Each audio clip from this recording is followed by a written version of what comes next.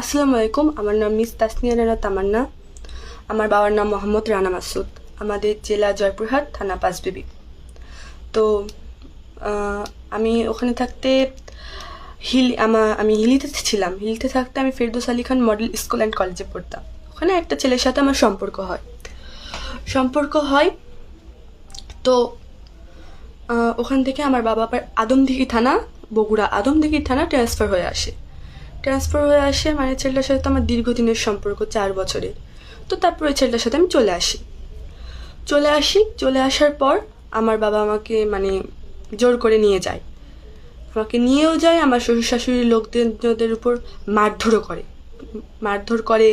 আমার হাজব্যান্ডের নামে মিথ্যা মামলা দেয়। তারপর আমার শ্বশুর শাশুড়িদের নামেও মিথ্যা মামলা দেয় যে আমাকে নাকি অপহরণ করে নিয়ে আসছে। ওরা নাকি আমাকে অপহরণ করে নিয়ে আসার পর আমার বাবা তারপর আমাকে মানে আদমদিঘি যেখানে আমরা থাকি ওখানে আমাকে নিয়ে যাওয়ার পর আমাকে বগুড়া কোর্টে তোলার আগে আমাকে মারধর করতো, মানে প্রচুর ধরনের মারধর করতো আমাকে। তুই কোর্টে বলবি যে তোকে অপহরণ করছে, এরকম হুমকি টুমকি দিত। ঠিক আছে, হুমকি টুমকি দিত, তোকে অপহরণ করছে এরকম বলবি, না তোকে মেরেই ফেলবো। তাও আমি কোর্টে বলিনি। আমি ওই আমার বাড়ির ধারে একটা জবানবন্দি আছে, ওখানে আমি বলছি যে না, আমাকে অপহরণ করেনি, আমি ইচ্ছাকৃতভাবে গেছি। আর আমার বাবাকে মানসিকভাবে প্রচণ্ড আমাকে টর্চার করতো, প্রতিদিন মারধর করতো। মানে অমানুষ যেরকম মানে ওইরকম, আমার বাবা একটা সাইকোর মতো মানে আমাকে মারধর করতো এইরকম, যে মানে ওনাকে জিততেই হবে, আর আমার এই রিলেশনটাও উনি মেনে নিবে না। তো তারপর আমি ওই জবানবন্দি দিয়ে আসার পর বাসায় চলে আসার পর আমাকে মানে মারধর তো করে। মানে বাসায় আসার পর আমি সেফ হোমেও থাকতে চাইছিলাম, আমাকে সেফ হোমে রাখেনি আমাকে বাবা মার সাথে পাঠাই দিছে আমাকে। এখন বাবা আসে, আমি ওদের টর্চারিং কোনোভাবে সহ্য করতে পারছিলাম না। তারপর আমি কি করি, আমার হাজব্যান্ডের কাছে আমি আবার পালাই চলে আসি। এই কথা আমার শ্বশুর শাশুড়ি জানে না। আমার শ্বশুর শাশুড়ি জানতো আমাকে কিন্তু দিয়ে পাঠাতো ওদের কাছে, কিন্তু আমার শ্বশুর শাশুড়িও এই বিষয়ে জানে না। কিন্তু এখন আমি যেটা দেখতেছি, আমার বাবা কি বলে পোস্টার ঢাকায় সম্মেলন করতেছে বিভিন্ন সাংবাদিকের কাছে আমার মানে একটা পোস্টার নিয়ে দাঁড়াইছে। আমার বাবা, আমার মা, ওরা মানে রাস্তায় বসে কান্নাকাটি, এত পরিমাণ অ্যাক্টিং জানে, মানে অ্যাক্টিংয়ে মানে ওরাই সেরা। আসলে সবই হচ্ছে অহংকার আর টাকা। ওরা মানে টাকা দিয়ে যাকে পাচ্ছে তাকেই নিয়েছে। আসলে আমার শ্বশুর শাশুড়ি মধ্যবিত্ত, এইটা ওদের সবচেয়ে বড় প্রবলেম। মানে আমরা এত এরকম হাই লেভেলের এরকম, আর আমার মেয়ে ওই ঘরে গেছে এরকম। তো আমি তো মানে রিলেশন ছিল, এখন তো আমি যাব না। আমি বিয়ে হয়ে গেছে, সব কিছু হয়ে গেছে, আমি কীভাবে যাবো? আমি আমার হাজব্যান্ডের কাছেই থাকবো।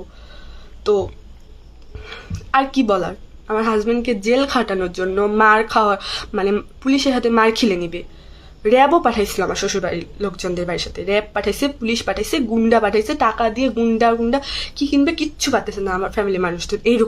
এইরকম জঘন্য মানে শত্রুরাও এরকম করে না যেরকম ওরা করতেছে। মানে একটা শত্রুও এরকম করে না ওরা যেরকম করতেছে। তারপর আমার হাজব্যান্ডকে মারার জন্য মানে খুব চেষ্টা, মানে মেরেই ফেলবে, মানে ফাঁসি দিবে। আমাকে অপহরণ করছে এটা নিয়ে ফাঁসি দিবে। এখন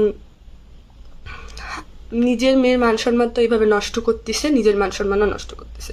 এরকম সাংবাদিকদের কাছে যায়, এরকম পোস্টার দিয়ে এরকম এগুলো করার কোনো মানে আছে? এগুলো করার আরে ভাই, আমি তো ইচ্ছাকৃতভাবে আসছি, আমাকে কেউ অপহরণ করেনি, আমি ইচ্ছাকৃতভাবে আসছি এখানে। তেমন করার মানে কি?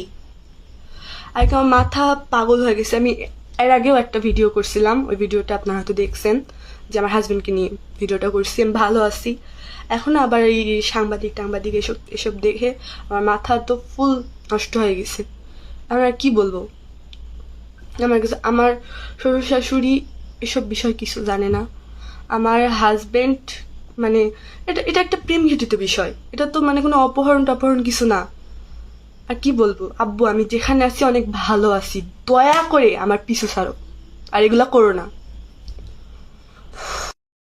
পাশে যাকে দেখতেছেন এটা আমার বাবা। তো ঢাকায় যেগুলো সম্মেলন করতেছে এগুলো সবই ভুয়া, মিথ্যা। তো আমি যেগুলো বললাম এগুলোই সত্যি, আমি নিজ ইচ্ছায় আসছি, আমাকে কেউ অপহরণ করেনি। তো সবাই ভালো থাকবেন, আসসালামু আলাইকুম। আর ভিডিওটা বেশি বেশি শেয়ার করবেন।